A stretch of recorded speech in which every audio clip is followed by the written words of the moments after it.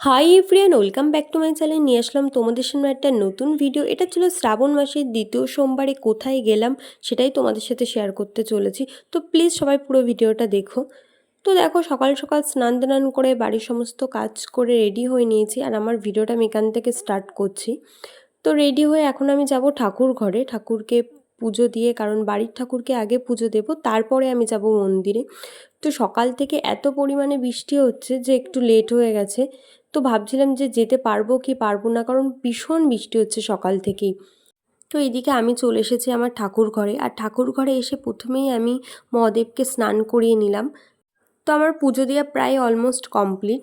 এখন মন্দিরে যাব, সেই জন্য যা যা লাগবে সেগুলো সুন্দর করে গুছিয়ে নিয়েছি। তো দেখো, এখন আমরা বেরোবো, আর ওই ঘর থেকে মা বারবার ডাকছে যে বৃষ্টি থেমে গেছে, চল বেরোতে হবে এখন, নাহলে আর বেরোতেই পারবো না। তো সেই জন্য আমি একটু আর যা যা বাকি ছিল একটু চট করে রেডি হয়ে নিলাম। এদিকে দেখো, তোমাদেরকে বলছিলাম না সকাল থেকে এত পরিমাণে বৃষ্টি হচ্ছে, আর এইমাত্র বৃষ্টিটা থামলো, সেই জন্য আমরা জলদি রেডি হয়ে নিলাম। তো আমার বাড়ির সামনের অবস্থাটা তোমরা দেখলেই বুঝতে পারছো যে একদম মানে কতটা পরিমাণে জল হয়ে গেছে চারিদিকে। তো এখন তো একটু কমে গেছে, প্রায় আধা ঘন্টা মতো কোনো রকম বৃষ্টি হচ্ছে না, সেই দেখে আমরা তাড়াতাড়ি রেডি হয়ে নিলাম।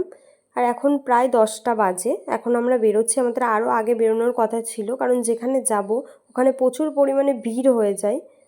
তো সেই জন্য ভাবছিলাম একটু তাড়াতাড়ি গেলে ভালো হতো। তো দেখো, ফাইনালি আমরা একটা টোটো করে চলে আসলাম অটো স্ট্যান্ডে। আর অটো স্ট্যান্ডে এসে আমরা একদমই অটো পাচ্ছিলাম না, কারণ ওই দিন একটা অটো ঠিকঠাক করে পাওয়া যাচ্ছে না।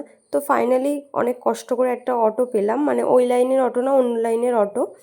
আর সকাল থেকে এত পরিমাণে বৃষ্টি হচ্ছে, সেই জন্য একটু লেট হয়ে গেল, আর ঠিকঠাক করে গাড়িও পাচ্ছিলাম না, তার জন্য একটু দেরি হলো। তো ফাইনালি দেখো আমরা পৌঁছে গেছি, আর তোমরা মন্দিরটা দেখেই বুঝতে পারছো এটা জলেশ্বর বাবার মন্দির। তো আমরা চলে এসেছি, আর লাইনটা জাস্ট দেখো।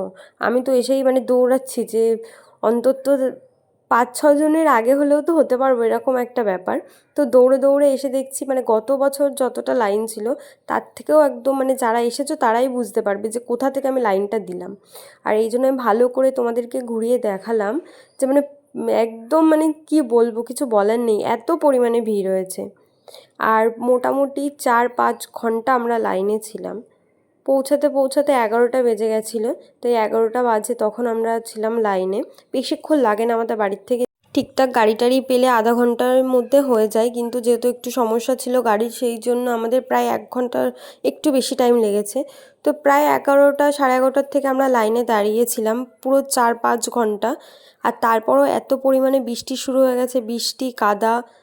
আর এই 4-5 ঘন্টা লাইন টেনে অবশেষে তোমরা দেখতে পাচ্ছ যে এটা যত তাড়াতাড়ি ভিডিওতে দেখানো যাচ্ছে তার থেকে প্রচুর পরিমাণে এটা একটা মানে টাফ ব্যাপার, 4-5 ঘন্টা লাইনে দাঁড়িয়ে থাকা।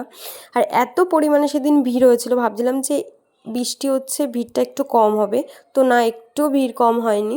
আর তোমাদেরকে আমি আর মন্দিরের ভিতরে দেখাতে পারিনি, কারণ এত পরিমাণে ভিড়, আমি ফোনটাও বের করার সাহসে পাইনি। অনেক কষ্ট করে বাবার মাথায় জলটা দিতে পেরেছি। তো আর বাবার মাথায় জল দেওয়ার পরে বাইরে অনেক মন্দির আছে, সেখানেও জল দেওয়ার পরে বাইরে চলে আসলাম আমি নন্দীর মাথায় জল দিতে। তো এখানে মা একটু ভিডিও করে দিচ্ছিল, কারণ আর যেখানে যেখানে আমি জল দিয়েছি ভিডিও করার মতো কোনো রকম পজিশান ছিল না, ফোনটা বের করার মতোই কোনো পজিশান ছিল না, এত ভিড়, ধাক্কাধাক্কি। তো ফাইনালি ভালোভাবে খুব সুন্দর করে জল দিতে পেরেছি।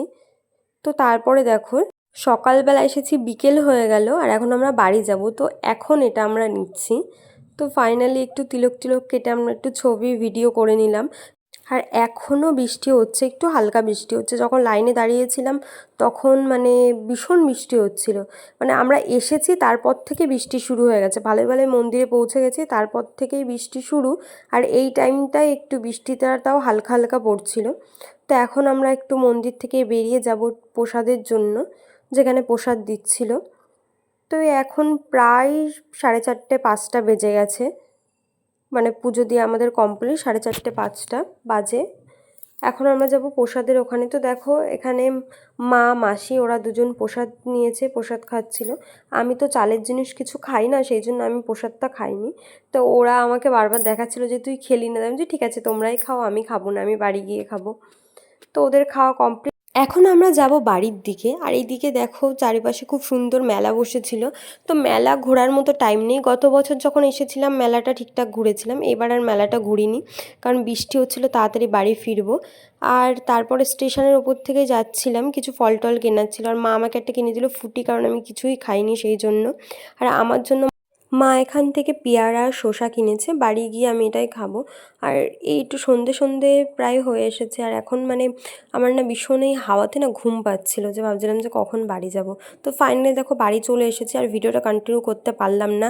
আর মা কেটে দিয়েছিল ফল, তো এটাই খাবো। তো আজকের ভিডিওটা এই পর্যন্ত। ভালো লাগলে লাইক কমেন্ট শেয়ার অবশ্যই করে দেখাবে। Next video.